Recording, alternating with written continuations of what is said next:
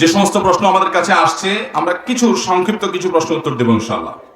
যেগুলো আপনার উত্তর আমরা দিতে পারছি না সেগুলো ইনশাআল্লাহ আমরা নিয়ে যাবো আল্লাহ চাইন। তো একটা, আমার বাবা মারা যায় 19 বছর, তখন ওনাকে রাস্তার পাশে দাফন করা হয়, কিন্তু এখন রাস্তা প্রশস্ত হওয়ার কারণে বাবার কবরের উপর দিয়ে গাড়ি চলাচল করে।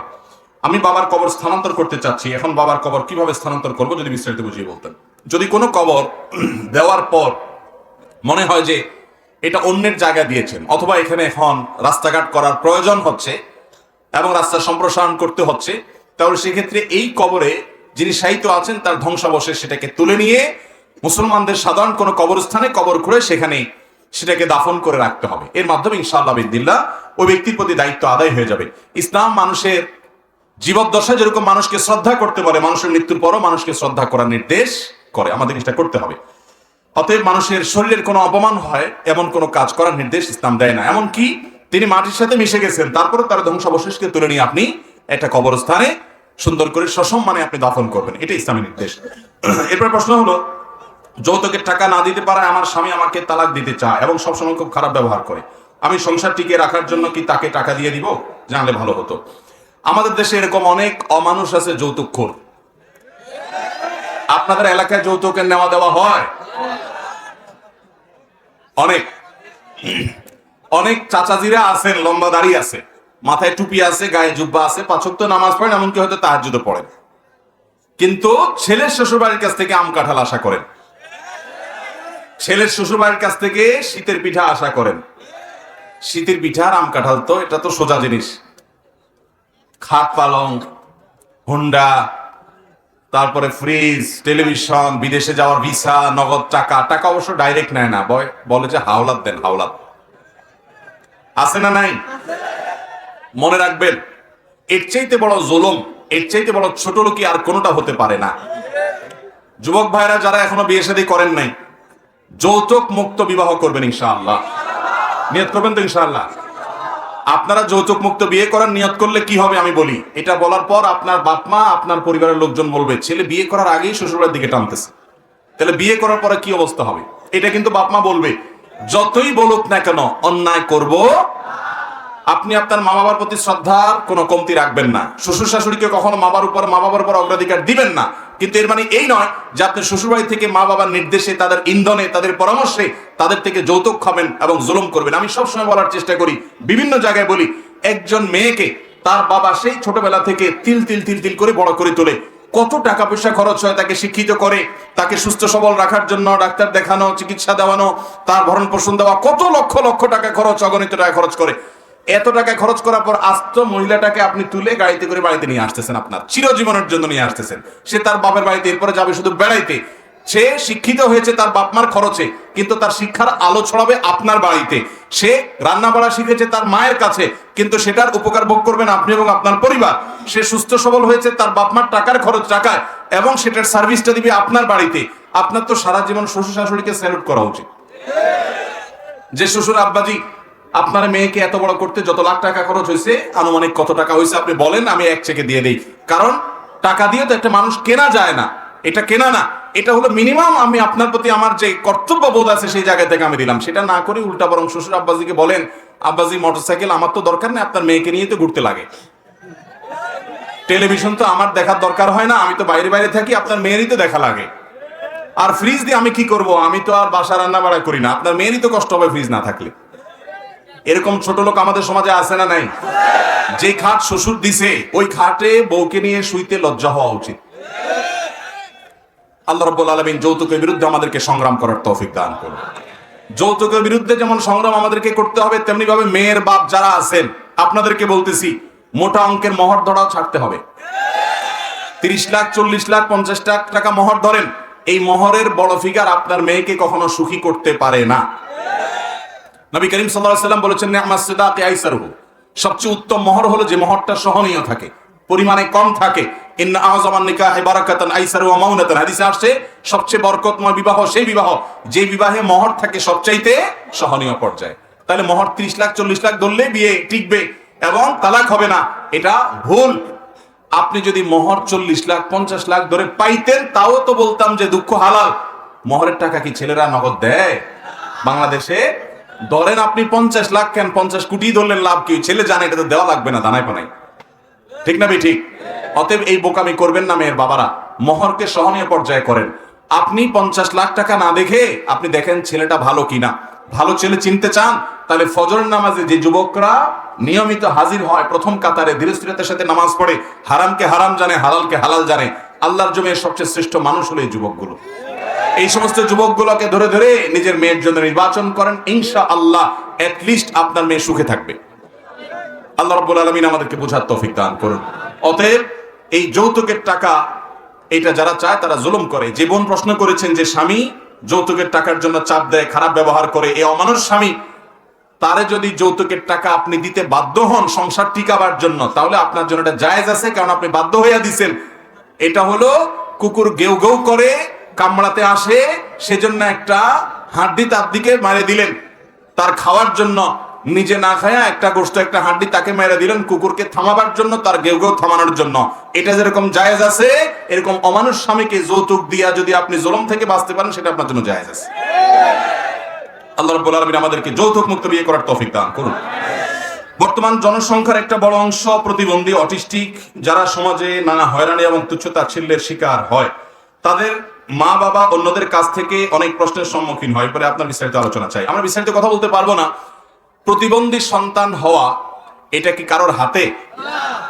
আমাদের সমাজে কুসংস্কারাচ্ছন্ন বিশ্বাস আছে, মানুষ মনে করে মা বাপ যদি খারাপ হয়, অমুক গুনাহ করে, অমুক পাপ করে, তাদের সন্তান প্রতিবন্ধী হয়। এটা ভুল ধারণা। কোরআন হাদিসে এরকম কোনো কথা বলা হয়?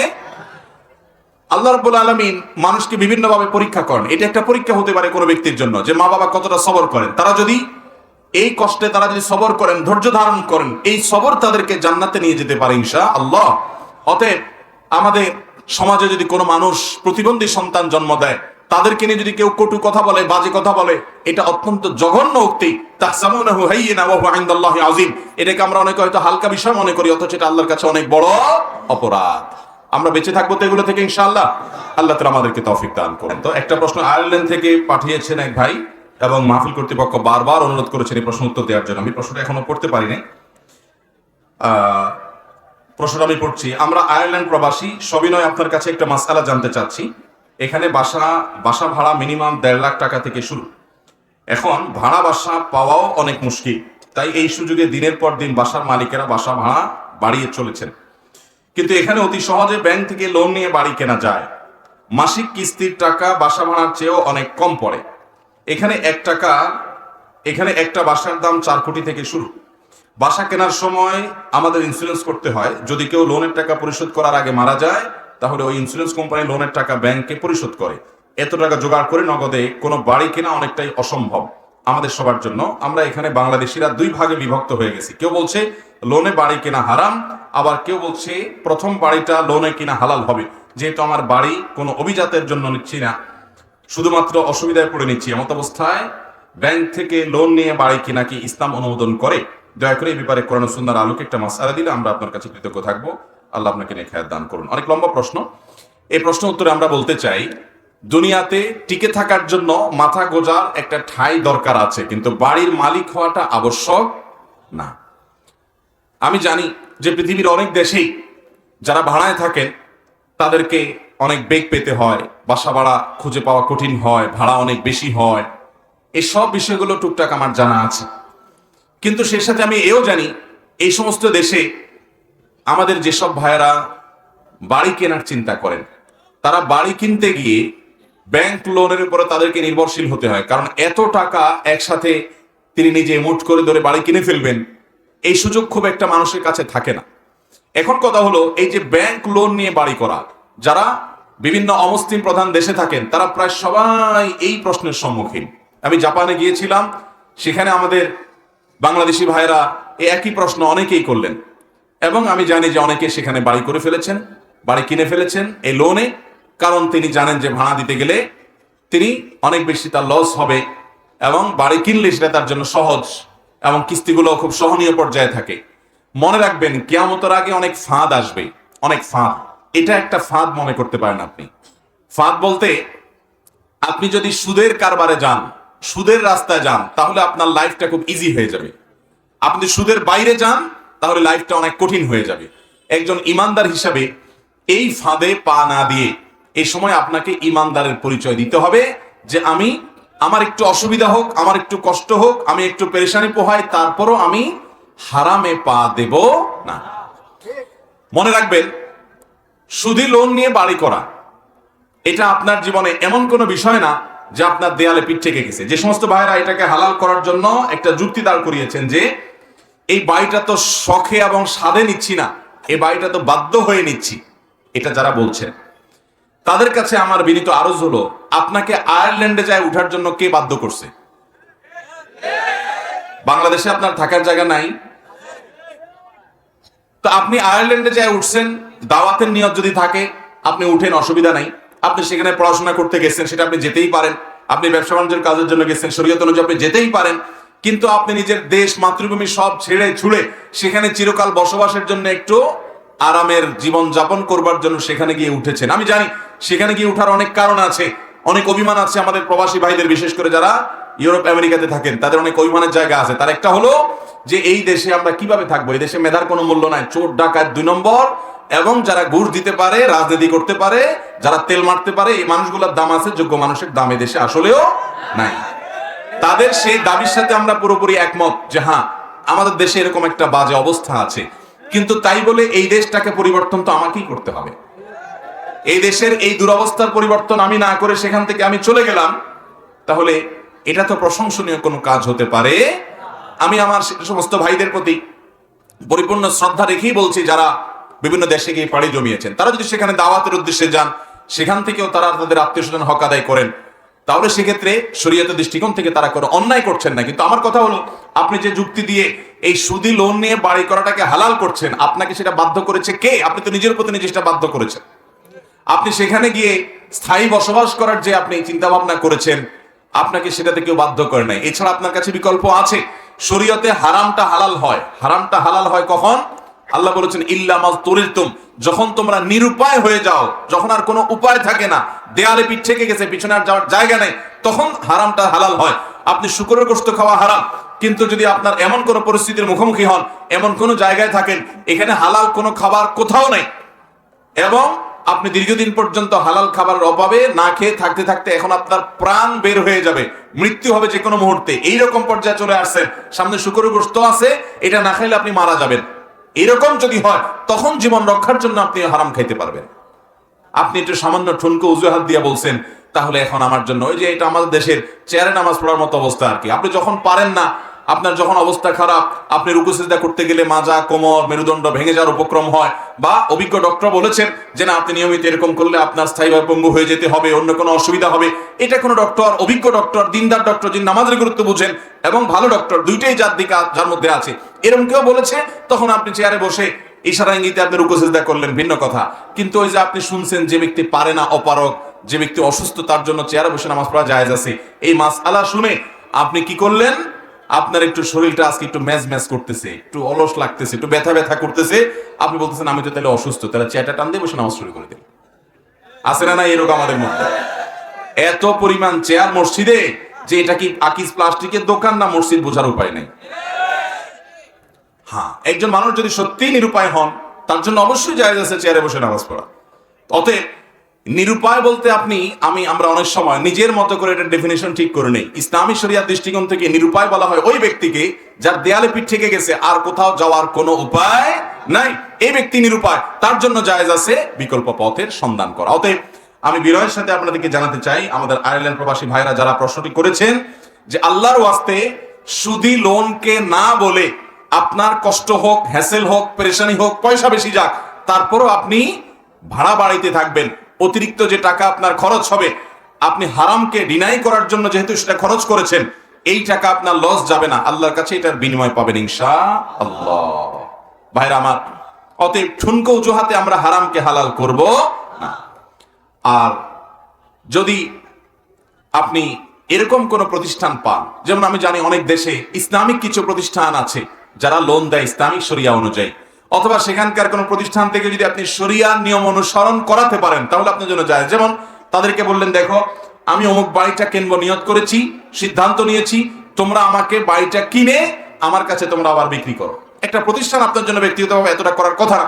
যদি ছোটখাটো কোনো প্রতিষ্ঠান হয় এটা আপনি করতে পারেন, যে তারা বাড়িটা কিনলো, কথার কথা এত টাকা, 1 কোটি টাকায় আপনার কাছে এটা 1.5 কোটি টাকা বিক্রি করলো এবং কিস্তি করে দিল, তখন সেটা জায়েজ হবে যে তারা বাড়ি কিনে নিয়েছে, বুঝে নিয়ে তারা আবার আপনার কাছে বিক্রি করেছে, তাহলে এবার প্রফিটে তারা বিক্রি করতে পারে। কিন্তু বাড়ি আপনি কিনেছেন বাড়ির মালিক থেকে, শুধুমাত্র তারা পেমেন্টটা দিয়েছে, এটা লোন স্বরূপ এবং পরিশোধে আপনি অতিরিক্ত টাকা দিচ্ছেন, এটা সুদ হবে এবং এটা জায়েজ হওয়া এই ঠুনকো অজুহাতে কোনো অবস্থাতেই সম্ভব নয়। আল্লাহ রাব্বুল আলামিন আমাদেরকে হারামকে না বলার মতো ঈমানী শক্তি দান করুন। শুনেন, আমার এই বয়সে আমি অনেক বীর দেখেছি। বীর চিনেন আপনারা?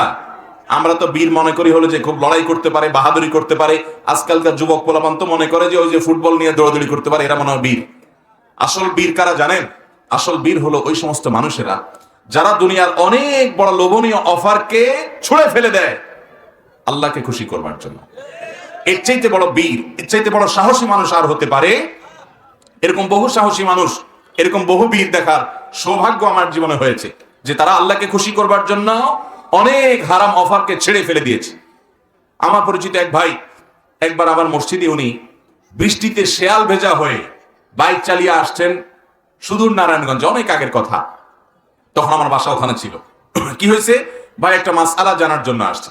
কি মাসআলা? আমি অমুক অফিসে চাকরি করি, এই আমার জব, আমার এই জবটা হালাল হবে কিনা এতদিন আমার মাথায় ছিল না। আপনার একটা প্রশ্নোত্তর সেশনে একটা প্রশ্নের উত্তর জানার পর আমার মধ্যে সন্দেহ তৈরি হলো, তাই জানার জন্য আসছি।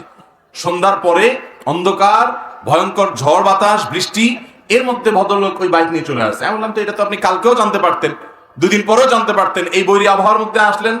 আমাকে ভদ্রলোক বললেন, ভাই যদি এর মধ্যে আমার মৃত্যু হয়ে যায়, আমি সেজন্য চলে আসছি। আমি অবাক হয়ে গেলাম যে কি তাকওয়া তার। যাই হোক, মাসআলা তাকে বললাম, মাসআলা অনুযায়ী তার চাকরিটা হালাল হয় না। বললাম ভাই এটা তো হালাল হয় না। তিনি সিদ্ধান্ত নিয়ে এলেন চাকরিটা ছেড়ে দেওয়ার, চাকরি ছেড়ে দিলেন এবং তিনি যে চাকরি পেতেন সেখানে প্রায় লাখ টাকার মতো বেতন পেতেন। এই ভদ্রলোক সে চাকরি ছাড়ার পর আর ওই রকম চাকরি পান না, কারণ এই লাইনে যেখানে যান সব হারাম আর হারাম। আমাদের অনেক যুবক ভাইরা আছেন, আসেন আমাদেরকে বলেন, হুজুর আপনারা শুধু যেদিকে তাকায় ওইদিকে শুধু হারাম বলেন, এটাও করা যাবে না, ওইটাও করা যাবে না। এই যে ডাক্তার সাহেব আছেন, ওনারা হাদিয়া তোফা কোম্পানিরা ওনাদের বাসা বাড়িতে অনেক সময়, আমি ওনার কথা বলছি না, ডাক্তার সাহেবদেরকে দেয়, তো আমরা বলি যে না সেটা হালাল না। আবার ইঞ্জিনিয়ার সাহেবরা সরকারি চাকরি করলে সাইট ভিজিটে গেলে খুশি হয়ে কন্ট্রাক্টর সাহেব একটু খাম দেয়, হাদিয়া তোফা দেয়, আমরা বলি হালাল হবে না। আবার কেউ দোকানে বিড়ি সিগারেট বিক্রি করে, বেচারা ব্যবসা করতে গেছে, আমরা বলি এইটা বিক্রি করা হালাল হবে না। আবার কেউ কাপড়ের দোকানদারি করে, আমরা বলি কাস্টমার যদি মহিলা হয় তাহলে তার চেয়ার দিকে তাকায় কথা বলেন না, বরং নিচের দিকে তাকায় কথা বলেন। তারা বলে ভাই এরকম করলে কাস্টমার থাকে না, আমরা বলি সেরকম করলে চায়া চায়া কথা বললে বেপরদার সাথে মিষ্টি সুরে খোশ গল্প বসায় যদি কাস্টমারের কাছে মাল বেচার চেষ্টা করেন তো হালাল হবে না। আমাদেরকে অনেক সময় দোকানদাররা জিজ্ঞাসা করে, হুজুর আমরা আন্ডার ইনভয়েস করতে হয়। অনেক সময় দেখা যায় আমি হার্ডওয়্যারের দোকান দেই, মিস্ত্রিরাই বেশিরভাগ আমার কাস্টমার, তারা খালি ইনভয়েস নিয়ে যেতে চায়, খালি ভাউচার তারা নিয়ে যেতে চায়, নিজেদের মতো তারা বসায় নিবে। আমরা জানি 2 নম্বরই করবে, কিন্তু এটা না দিলে তারা আসে না। আমরা বলি হালাল হবে না। তো আমাদের অনেক ভাইরা বলে, হুজুর আপনাদের জ্বালায় আমরা কি না খায় মরবো? যেদিকেই যাই এটা হালাল না, ওইটা হালাল না, ওইটা হালাল না, সব আপনারা এরকম বলেন। ভাইরা আমার, অনেকে বলেন যে আল্লাহ তাআলা এরকম আমাদের জন্য এত বাইন্ডিংস কেন দিয়েছেন? আসলে আল্লাহ তাআলা আমাদেরকে ভালোবাসেন, সেজন্য আল্লাহ জানেন আমাদের কোনটাতে ক্ষতি হবে, কোনটাতে ধ্বংস আসবে। আল্লাহ তাআলা সেটা আমাদের জন্য নিষেধ করেছেন। একটা ছোট বাচ্চা, সে অনেক কিছু ধরতে চায়, অনেক কিছু ধরতে চায়। আপনার বাড়িতে একটা মোমবাতি জ্বালাইছেন, মোমবাতির মাথায় আগুন জ্বলছে, আগুনটা লাল এবং হলুদের মিশ্রণে অপূর্ব একটা সুন্দর দৃশ্য আগুনের মধ্যে আছে। 2 বছরের একটা বাচ্চা ছেলে কিন্তু আগুনটা ধরতে যায় কি যায় না? কারণ সে দেখে আগুনটা আবার নাচতেছে, আবার কালারফুল, দেখতে তো চমৎকার, এটা ধরলে মনে হয় আমি জান্নাতি সুখ-টুক পাবো। সে কিন্তু ধরার চেষ্টা করে। বাপ মা কি করে? বাধা দেয়। শুধু বাধা দেওয়া, সর্বশক্তি দিয়ে বাধা দেয়। কোনোভাবে ওই আগুন ধরতে বাচ্চাকে দেয়। বাচ্চা ছুরি দেখলে ধরতে পছন্দ করে। আমার মা ছুরি দিয়ে তরকারি কাটে, পেঁয়াজ রসুন কাটে, এটা সেটা কাটে, কেচি দিয়া কাপড় কাটে, এটা সেটা কাটে, বাচ্চা দেখে।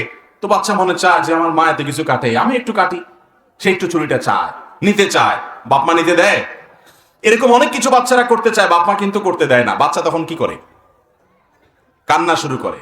কান্নার যে গতি থাকে, সেই গতি এবং তার যে বডি ল্যাঙ্গুয়েজ, সেটা দেখে মনে হয় সে বলতে চাচ্ছে যে আমি এই সামান্য জিনিসটা চাইলাম, আমার মা বাপ দিল না, পাষাণের মতো, হৃদয়হীনের মতো আমাকে দূরে সরাই দিল, ওইটার কাছেই যাইতে দিল না। এরা কি মানুষ? বাচ্চার হাবভাব দেখে এরকম মনে হয় না? অথচ বাচ্চা যতই কাঁদক কেঁদে মরে যাক, মা কিন্তু এটা ধরতে দেয়। এটাকে বাচ্চার ভালো করে না খারাপ করে? বান্দাকে আল্লাহ রাব্বুল আলামিন অনেক নিয়ামত থেকে দূরে সরায় রাখেন। বান্দা চায় আরে আমার এই চাকরিটা হয়ে যাক, ওই ব্যবসাটা আমি সাইন করি, আমার ওই কাজটা হয়ে যাক, কিন্তু আল্লাহ দেয় না। সে অভিমান করে, আরে আল্লাহ মানে কেন দেয় না? সে জানে না সে যেটাকে কল্যাণকর মনে করছে এর পেছনে তার জন্য অকল্যাণ নিহিত থাকতে পারে। আল্লাহ তাআলা হয়তো সেজন্য তাকে সেটা দিচ্ছেন না। অতএব আল্লাহ রাব্বুল আলামিন যেগুলো হারাম করেছেন সেগুলো আমাদের জন্য অকল্যাণকর, সেজন্য আল্লাহ তাআলা কি করেছেন? হারাম করেছেন। বিধায় আল্লাহ তাআলা যেগুলো নিষিদ্ধ করেছেন সেগুলোকে ছুঁড়ে ফেলে দেওয়া, হারামের লোভকে একেবারে ছুঁড়ে ফেলে দিয়ে শুধুমাত্র আল্লাহর নির্দেশের সামনে মাথা নত করা, এটা হলো প্রকৃত বীরত্ব। ওই যে ভাইয়ের কথা বলছিলাম, লাখ টাকা বেতন পেত, বেচারা ওই চাকরি ছাড়ার পর মাত্র 20,000 না কত টাকা বেতনটা চাকরি পাইছে, কোনো মতে তার জীবন যাচ্ছে। এবং সে আমার অফিসে একদিন আসলো, জিজ্ঞাসা করলাম কত টাকা এখন চাকরি করেন কি? বললো যে অবস্থা। আমার নিজের কাছে খারাপ লাগলো যে বেচারার এত কষ্ট হচ্ছে। আল্লাহর কি আজীব কুদরত যে সে যখন আসছে আমার অফিসে, ওই টাইমে সে যেই জগতে কাজ করে ওই জগতের একজন বড় ব্যক্তি, অনেক বড় একটা প্রতিষ্ঠানের এমডি, উনি আমার অফিসে আসছেন, দুইজন মুখোমুখি। তখন আমি এমডি সাহেবকে বললাম যে আপনার তো এই রিলেটেড কাজ, আর এই যুবক হারামকে ছেড়ে দিয়েছে আল্লাহর ভয়ে এবং সে বিষয়ে দক্ষ এক্সপার্ট, আপনি চাইলে তাকে নিয়োগ দিতে পারেন। উনি বলেছে আমি তো এরকম লোক খুঁজতেছি। এবং দেখলাম যে আল্লাহ রাব্বুল আলামিন কিভাবে তার জন্য তার সে ক্ষতিপূরণ করে দিয়েছে। অতএব ভাইরা আমার, আমরা হারামকে না করব, হালালকে আলিঙ্গন করব এবং মাথায় রাখবো তাতে আমাদের যত ক্ষতি হয় হোক, যত স্যাক্রিফাইস করা লাগে লাগুক, চেষ্টা করবো না ইনশাআল্লাহ। আল্লাহ আমাদের সবাইকে সে তৌফিক দান করুন। আর প্রশ্ন উত্তর আমরা না দিই, কারণ আমাকে অনেক দূরে যেতে হবে। এজাজ বই কই? পুরস্কার বই আন নাই গাড়িতে? তাহলে আর হবে না, থাক, সেই সময় নাই। ভাই একটু বসেন ভাই। বিসমিল্লাহ, প্রথম প্রশ্ন। হ্যাঁ বলো।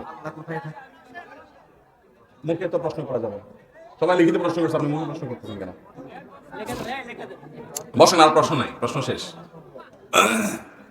ভাই আমার প্রশ্ন এখন, এতক্ষণ আপনারা প্রশ্ন করছেন, আমি উত্তর দিলাম, এবার আমার প্রশ্ন উত্তর দেন। প্রথম প্রশ্ন, আমি আমার বক্তব্যে ভাষা সম্পর্কে কোরআনে কারিমের অনেকগুলো আয়াত পড়েছি। যে কোনো দুটি আয়াত বাংলা জাস্ট সার নির্যাসটা বলতে পারবেন, এরকম যদি কেউ থাকবেন হাত তুলবেন। এবং মাদ্রাসার ছাত্র, মাদ্রাসা পড়ুয়া আলেম ওলামা তারা বাদে, তারা আমার পুরস্কার এই প্রশ্নের উত্তর দিতে পারবেন না, কারণ এগুলো তারা তো পারবেনই না, বলে দিলে তো নকল হয়ে যাবে। এক ভাই হাত তুলছে, দাঁড়ান দেখি। হ্যাঁ বলেন, যে কোনো দুইটা আয়াত ভাষা সম্পর্কে। আমি বলেছি অনেকগুলো আয়াত। সূরা রুমের 22 নম্বর আয়াত, আল্লাহ কি বলেছেন? নবমণ্ডল ভূমণ্ডল এগুলো আমি সৃষ্টি করেছি, এগুলো আল্লাহর কুদরতের নিদর্শন। আর মানুষের ভাষার বৈচিত্র্য, বর্ণের বৈচিত্র্য, এক একজনকে আল্লাহ এক এক রকম করে সৃষ্টি করেছেন, এটা আল্লাহ তাআলার কুদরতের নিদর্শন। মাশাআল্লাহ, একটা আয়াত পেয়ে গেলাম। আর হ্যাঁ, সূরা আর রহমানে কি আছে?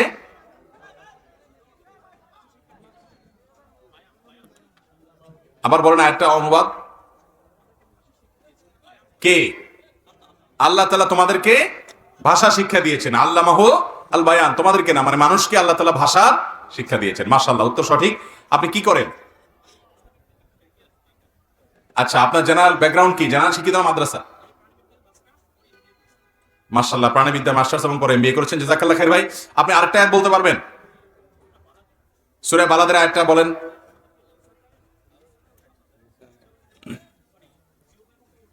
তোমাদেরকে জিহ্বা এবং দুটি ঠোঁট আমি দান করেছি, এটা আল্লাহ বলেছেন। এখান থেকে বোঝা যায় মানুষের মনের ভাব ব্যক্ত করার ক্ষমতা, শক্তি আল্লাহ তাআলা দিয়েছেন। ভাষা এটা আল্লাহ তাআলার দান।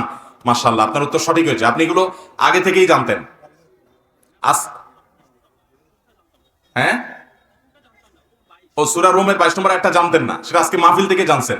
মাশাআল্লাহ, যেহেতু মাহফিল থেকে আপনি একটা নতুন আয়াত সম্পর্কে জানলেন, শিখলেন এবং মুখস্থ করে ফেলেছেন, সেজন্য আপনাকে আমরা সম্মানিত করতে চাই। আপনি চলে আসেন, জাযাকাল্লাহ খাইর। পুরস্কার আসছে? ও চলে আসছে, গুড। আচ্ছা ভাই, এরপরের প্রশ্ন, আমার হাতে সময় কম, আমি বলেছি আমাদের মাতৃভাষার প্রতি আমাদের অনেক দায়িত্ব আছে, এর মধ্যে দুটি দায়িত্বের কথা আমি বলেছি। এক মেয়ে, এই যুবক আগে দাঁড়াইছে, এই যুবক কারণ আপনার হাতে তো পুরস্কার একটা আছে অলরেডি, তো সব নোট করছেন বসে বসে। মাশাআল্লাহ, বাংলাদেশে একটা সুন্দর দৃষ্টান্ত হয়েছে যে আমাদের মাহফিলের বক্তব্যগুলো অনেক যুবকরা, অনেক ভাইরা লেখালেখি করেন। আমরা সেদিন হারিয়ে যাওয়া 42টি সুন্নতের কথা বলেছি কুমিল্লা এক মাহফিলে, অনেক ভাই দেখলাম যে 42টা সবগুলো লিখেছেন মাশাআল্লাহ। আমি নিজেও 42টা একটা নাম বলতে পারবো না, কিন্তু তারা দেখলাম একটা নাম মুখস্থ বলতে না পারলে সবাই লিখে রেখেছে এবং লিখে নিয়ে গেছে। এটা একটা ভালো দৃষ্টান্ত স্থাপিত হয়েছে আলহামদুলিল্লাহ। এখন ওয়াজ মানুষ শুনে মুখস্থ করে, ধরে রাখে এবং নিয়ে যায়। ধন্যবাদ। কই আমার ব্যাংকার ভাই কই? আপনাকে এক্সাম ব্যাংকে আছেন? আচ্ছা ঠিক আছে, আপনাকে আমরা ডক্টর খন্দকার আব্দুল্লাহ জাহাঙ্গীর রহমতুল্লাহ আলাইহি রচিত মুসলমানের নিসাব এই বইটা আপনাকে আমরা হাদিয়া দিলাম। জাযাকুমুল্লাহ খাইর, বারাকাল্লাহু ফিকুম, শুকরান। হ্যাঁ যুবক, আপনার প্রতি প্রশ্ন ছিল যে আমাদের ভাষার প্রতি আমাদের দুটি দায়িত্ব আমাদের পালন করা উচিত কমপক্ষে। কি কি দায়িত্ব?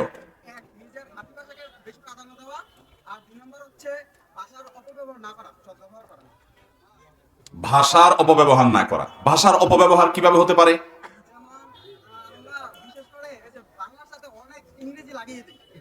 সেটা তো হতে পারে। আমি আরেকটা উপমা দিয়েছিলাম, না এর বাইরে ভাষার অপব্যবহারের উপমা আমি দিয়েছি ভিন্নভাবে। আচ্ছা আর কে পারবে? হ্যাঁ যুবক বলো। মাশাআল্লাহ, আল্লাহ তারা যদি হাত আরেকটা দিতে ওইটাও তুলতো মনে হয়। হ্যাঁ বলো ভাই। আল্লাহ যে ভাষা দিয়েছেন, এই ভাষা দিয়ে কাউকে গালি না দেওয়া, এই ভাষা দিয়ে কারো কটূক্তি না করা। আর কি? আর কয়েকটা বলো। এই ভাষা দিয়ে কারোর সমালোচনা না করা পেছনে, হ্যাঁ এই ভাষা দিয়ে কাউকে প্রতারণা না করা, এই ভাষা দিয়ে কাউকে আঘাত না করা, কাউকে কষ্ট না দেওয়া, এটা হলো ভাষার অপব্যবহার না করা। এটা হলো ভাষার প্রতি আমাদের দায়িত্বশীলতা। আমাদের ভাষা আন্দোলন সার্থক হবে যদি ভাষাকে আমরা সঠিক ক্ষেত্রে ব্যবহার করি। ভাষার যদি অপব্যবহার করি, অপাত্রে অজায়গায় ব্যবহার করি, তাহলে সেক্ষেত্রে ভাষার প্রতি আমাদের শ্রদ্ধা প্রদর্শন হলো না। চমৎকার। কি নাম তোমার? কি করো তুমি?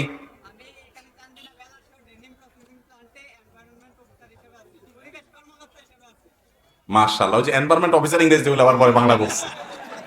মাশাআল্লাহ, নিজের ভাষার প্রতি শ্রদ্ধা করে বাংলা বলেছো। মাশাআল্লাহ, কত চমৎকার দৃষ্টান্ত এই যুবক রেখেছে, ইয়াং মানুষ। মাশাআল্লাহ, অনেক অনেক ধন্যবাদ। আর এই ভাইটাও কষ্ট করছে, অনেক কষ্ট করে দাঁড়াইছে। দুজনই আসো, আসো। নুরুল্লাহ ভাই আপনার হাতে দিয়ে দেন। ডাক্তার নুরুল্লাহ ভাই আপনাদের এলাকার সন্তান, আপনারা চিনেন? হ্যাঁ, আমার খুব ভালোবাসার যদি অল্প কিছু মানুষ থাকে তার মধ্যে একটা মানুষ।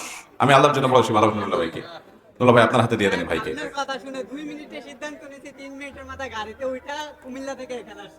মাশাআল্লাহ মাশাআল্লাহ, আল্লাহ কবুল করুক আমার এই ভাইকে। তাকে আমরা দিচ্ছি রমাদান প্ল্যানার, আমাদের রমাদান মাসকে অর্থবহ করবার জন্য একটা চমৎকার বই। এই বইটা আমরা ইনশাআল্লাহ আমাদের যুবককে উপহার দিচ্ছি। না কি নাম যেন? রবিউল ইসলাম। মাশাআল্লাহ মাশাআল্লাহ, আল্লাহ তাআলা আমাদের ভাইকে কবুল এবং মঞ্জুর করুন। ভাই কি নাম তোমার? ও ছোট শালঘর, তোমার আব্বা আম্মা আছে? আব্বা আম্মার সাথে বেয়াদবি করা হয়? যাহা বলিব সত্য বলিব।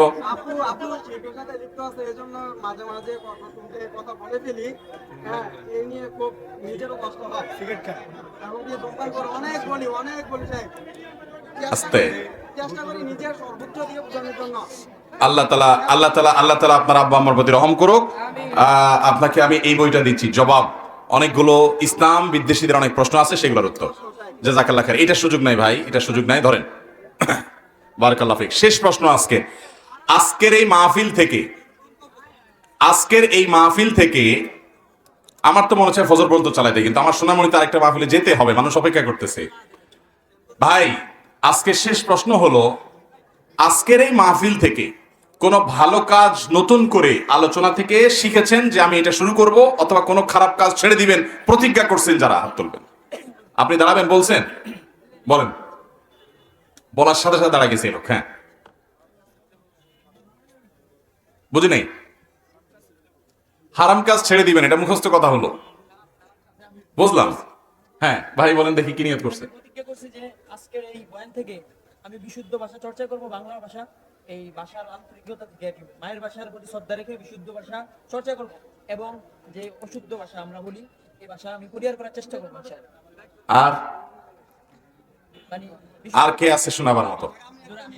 হ্যাঁ, এই ভাই টুপিওয়ালা ভাই, দেখি দাঁড়ান তো, বলেন কি করবেন? জি, সুদে লোন নেবেন না। আর কি নিয়ত? বিয়ে করছেন না করবেন? না, তাহলে তো হইলো না। আপনি বিয়ে করে ফেলছেন। আচ্ছা, এই চশমালা বলো। হ্যাঁ,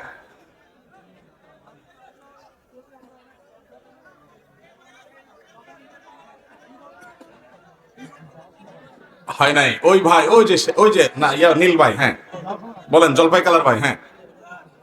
এক মিনিট, হ্যাঁ বলেন ভাই, আপনার নিয়ত কি? আগে নিয়ত করছেন যারা, এখন আমি বলার পর নিয়ত করবেন না, আলোচনার মধ্যে যারা নিয়ত করছেন। হ্যাঁ বলেন ভাই, তাড়াতাড়ি বলেন। হ্যাঁ বলেন, কি নিয়ত করছেন আপনি?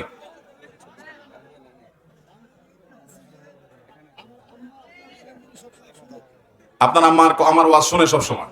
হ্যাঁ, শুনবেন। হ্যাঁ,